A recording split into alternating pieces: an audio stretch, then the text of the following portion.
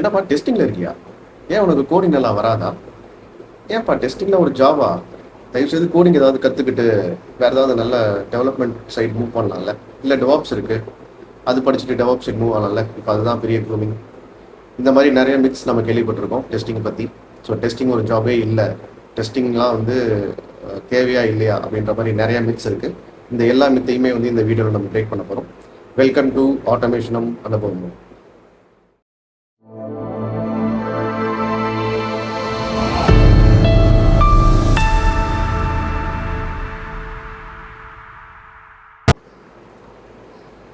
So இந்த எபிசோடுக்குள்ளே போகலாம்.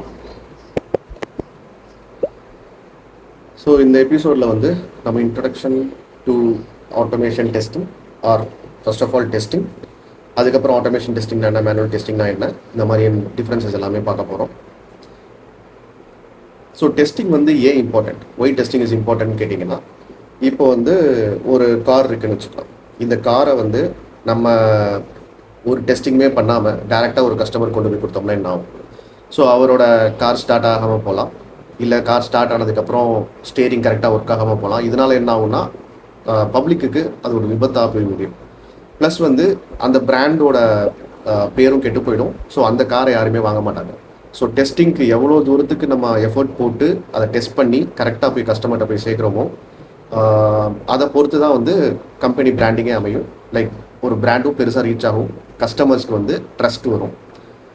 So similar case testing, software டெஸ்டிங்லும் அதே தான்.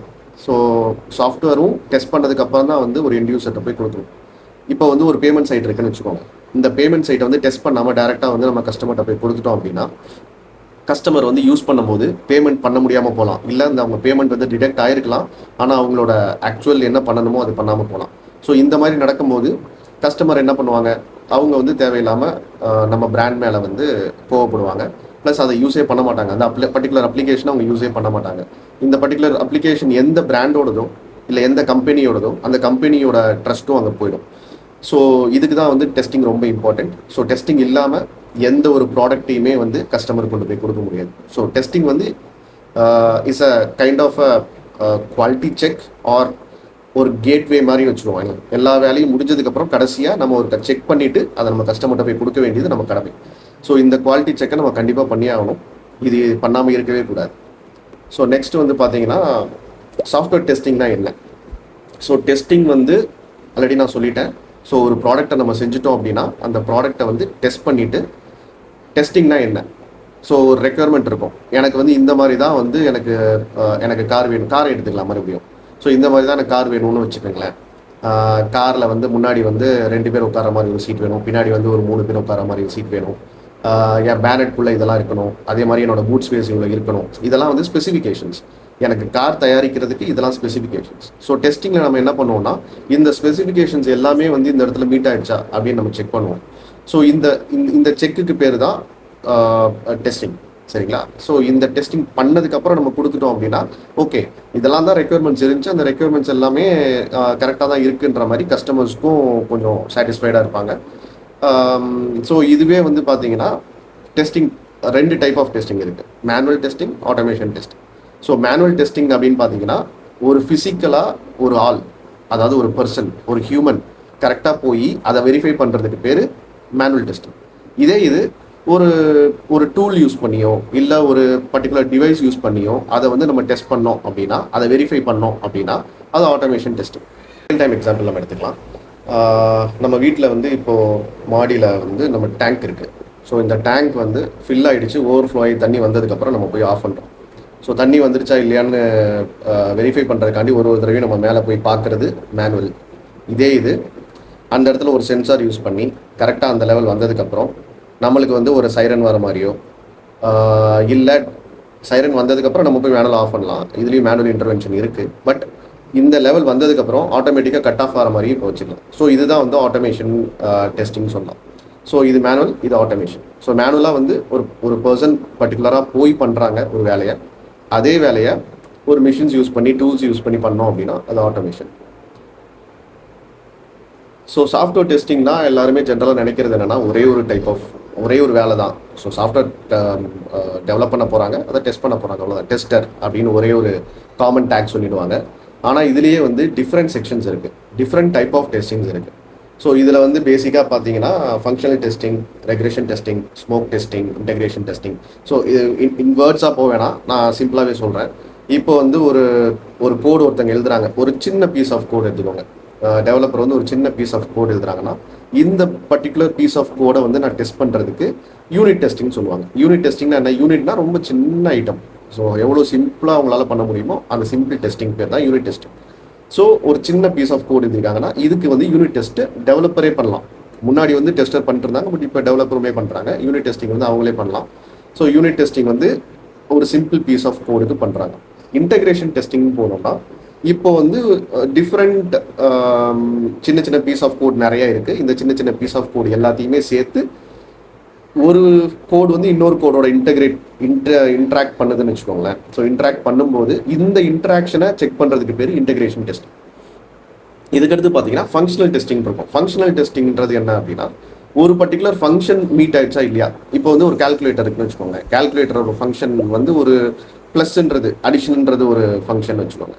ஸோ 2 இன்புட் கொடுத்து இது ரெண்டையுமே ப்ளஸ் பண்ணி இது அவுட்புட் கரெக்டாக கொடுக்குதான்னு வெரிஃபை பண்ணுறதுக்கு பேர் ஒரு ஃபங்க்ஷனல் டெஸ்டிங்.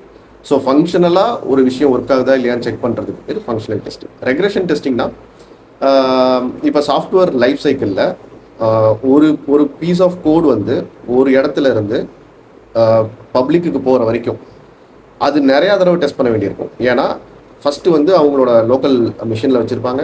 அதுக்கப்புறம் அது வந்து ஒரு என்விரான்மெண்ட்டுக்கு போகும். அந்த என்விரான்மெண்ட்டே வந்து ஒரு லோயர் என்விரான்மெண்ட்டாக இருக்கும்.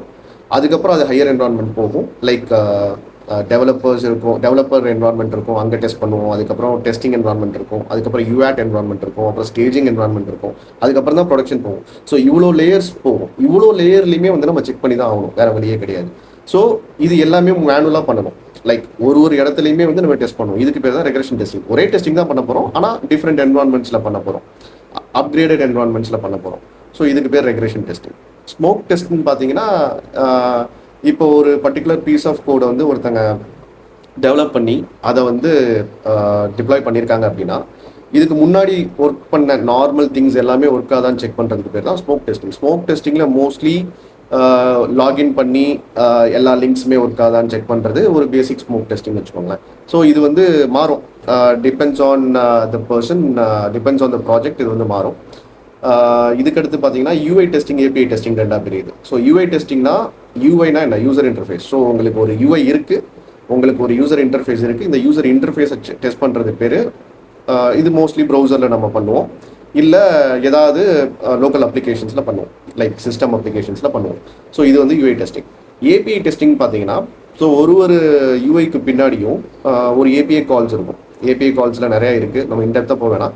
பட் ஏபிஐ கால்ஸ்ன்றது ஒரு சர்வீஸ்னு வச்சுக்கோங்களேன். ஸோ சர்வீஸை தனியாக, அந்த பர்டிகுலர் சர்வீஸை மட்டும் தனியாக செக் பண்ணுறதுக்கு பேர் ஏபிஐ டெஸ்டிங். இதுக்கப்புறம் பெர்ஃபார்மன்ஸ் டெஸ்டிங் இருக்குது. ஏன்னா இப்போ ஒரு சாஃப்ட்வேர் நீங்கள் கொடுக்குறீங்க, இல்லை ஒரு சர்வீஸ் நீங்கள் கொடுக்குறீங்க, இந்த சர்வீஸ் வந்து எவ்வளோ வேகமாக வந்து உங்களுக்கு ரெஸ்பான்ஸ் கொடுக்குதுன்றதை நம்ம டெஸ்ட் பண்ணி ஆகணும். எவ்வளோ தூரம் வேகமாக இருக்கோ அவ்வளோ தூரம் வந்து யூசர்ஸ் யூஸ் பண்ணுவாங்க. இப்போ ஸ்லோவாக இருந்துச்சுன்னா, லேகியாக இருந்துச்சுன்னா, இப்போ உங்களுக்கு ஒரு ஸ்க்ரீனே லேகாக இருந்துச்சுன்னா உங்களுக்கு அது பிடிக்காதுல்ல.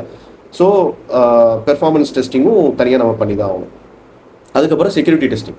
ஸோ நம்ம அப்ளிகேஷனை இப்போ நம்மளோட யூசர் டீட்டெயில்ஸை வந்து வேறு யாருமே கிராக் பண்ண முடியாத அளவு இருக்கணும். ஏன்னா நம்ம யூசர் டீட்டெயில்ஸை கிராக் பண்ணிட்டாங்கன்னா அவங்க வேறு மாதிரி நம்மளை மிஸ்யூஸ் பண்ணுறதுக்கு வாய்ப்பு இருக்குது. ஸோ செக்யூரிட்டி டெஸ்டிங்கும் அங்கே நம்ம முக்கியம்.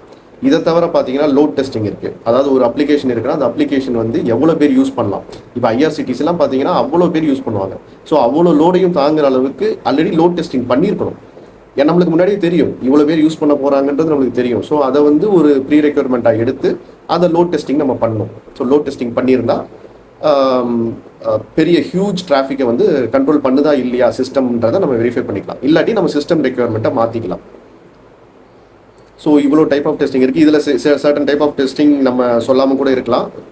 ஆனால் டெஸ்டிங்கில் வந்து டிஃப்ரெண்ட் டைப் ஆஃப் டிபார்ட்மெண்ட்ஸ் இருக்குது, அதை நம்ம தெரிஞ்சே ஆகணும்.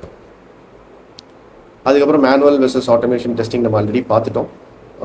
மேனுவல்னால் ஒரு ஹியூமன் இன்டர்வென்ஷன் இருக்கும், ஆட்டோமேஷன் டெஸ்டிங்னா ஹியூமன் இன்டர்வென்ஷன் ரொம்ப மினிமலாக இருக்கும், இல்லைன்னு சொல்ல முடியாது. ஸோ மேனுவல் வெர்சஸ் ஆட்டோமேஷன் முடிச்சிட்டோம். அதுக்கடுத்து ஆட்டோமேஷன் டெஸ்டிங்னா என்ன? ஸோ ஆட்டோமேஷன் டெஸ்டிங்னா என்னன்றதுக்கு முன்னாடி மேனுவல் டெஸ்டிங்கில் வந்து முக்கியமான பார்ட் என்ன அப்படின்னா நம்மளோட டெஸ்ட் ஸ்கிரிப்ட் இல்லாட்டி டெஸ்ட் கேஸ்ன்னு சொல்லுவாங்க. ஸோ இந்த டெஸ்ட் கேஸ்ன்றது என்ன அப்படின்னா நம்ம ஒரு ஸ்டெப்பாக இப்போ என்ன பண்ண போகிறோன்றது ஒரு ஸ்டெப்பாக எழுதுறதுக்கு பேர் தான் டெஸ்ட் கேஸ். இப்போ வந்து நம்ம சாஃப்ட்வேர் டெஸ்டிங்லேயே இனிமேல் பேசுவோம். ஜென்ரல் டாபிக்ஸ் வேணாம், பட் ஜென்ரல் டாபிக் ஓகே பார்த்துக்கலாம். ஸோ இப்போ சாஃப்ட்வேரில் ஒரு பர்டிகுலர் பீஸ் ஆஃப் கோட் இருக்குது, லாகின் ஸ்க்ரீன் வச்சுக்கலாம். ஸோ இப்போ இந்த லாகின் ஸ்க்ரீனுக்கு நான் வந்து டெஸ்ட் கேஸ் எழுத போகிறேன் அப்படின்னா, ஸோ லாகின் ஸ்க்ரீனில் யூசர் நேம்ன்ற ஒரு ஃபீல்டு இருக்கணும், பாஸ்வேர்டுன்ற ஒரு ஃபீல்டு இருக்கணும், அப்புறம் லாகின்ற பட்டன் இருக்கணும். யூசர் நேமில் ஒரு வேல்யூ கரெக்டாக கொடுத்து பாஸ்வேர்டில் தப்பான வேல்யூ கொடுத்து நான் லாகின் பண்ணேன்னா எனக்கு வந்து லாகின் ஆகக்கூடாது. யூசர் நேம் பாஸ்வேர்ட் கரெக்டாக கொடுத்து லாகின் பண்ணேன் அப்படின்னா எனக்கு லாகின் ஆகணும். ஸோ இதில் வந்து பார்த்தீங்கன்னா டெஸ்ட் கேஸ்ன்றது ஒன்று தான்.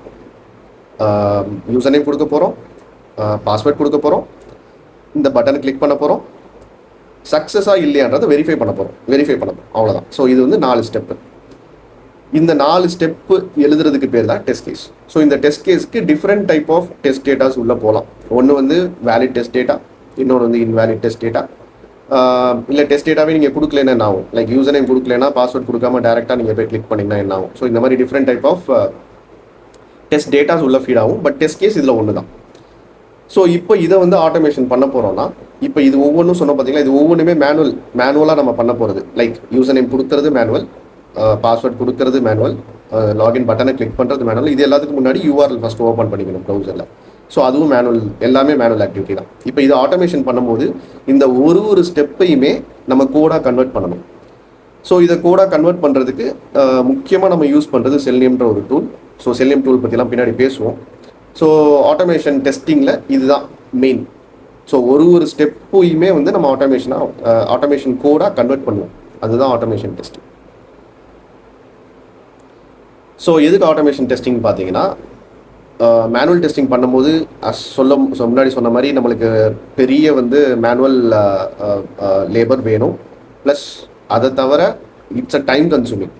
ஒரு இடத்துலையுமே வந்து நம்ம டெஸ்ட் பண்ணும்போது அவ்வளோ டைம் ஸ்பெண்ட் பண்ணுவோம். லைக் ஒரு லோவர் என்வான்மெண்ட்டில் வந்து நம்ம 10 hours நம்ம ஸ்பெண்ட் பண்ணுறோன்னா, இந்த 10 hours நம்ம 5 டிஃப்ரெண்ட் என்வான்மெண்ட்ஸில் நம்ம டெஸ்ட் பண்ணி தான் ஆகணும். ஸோ 10 into 5 50 hours அங்கே போகுது. இப்போ இது ஆட்டோமேஷன் நீங்கள் ஆல்ரெடி எழுதிட்டீங்க. ஃபஸ்ட்டு 10 மட்டும் தான் நீங்கள் யூஸ் பண்ணியிருப்பீங்க. இந்த 10க்கு அப்புறம் என்ன ஆகும்னா, மீதி எல்லாமே மேனுவல் இன்டர்வென்ஷன் இல்லாமல் பண்ணுறதுனால 5 minutes or 10 minutes முடிச்சிடலாம். ஸோ நீங்கள் 40 hours குறைக்கிறீங்க. ஸோ இது வந்து பெரிய டைம் சேவிங் ப்ராசஸ் ஆட்டோமேஷன் போகிறனால. இன்னொன்று ரிலேபிலிட்டி இருக்கும். ஸோ மேனுவலாக வந்து ஒரு ஹியூமன் பண்ணும்போது ஹியூமன் எரர் வர்றதுக்கு வாய்ப்புகள் ஜாஸ்தி. மிஷின் எப்போவுமே தப்பு பண்ணாது. நம்ம அதுக்கு கொடுக்குற ஃபீடிங் கரெக்டாக இருந்துச்சுன்னா பிரச்சனையே இல்லாமல் அது கரெக்டாக தான் பண்ணும். ஸோ அதனால் ரிலேபிலிட்டியும் அதிகம் இங்கே.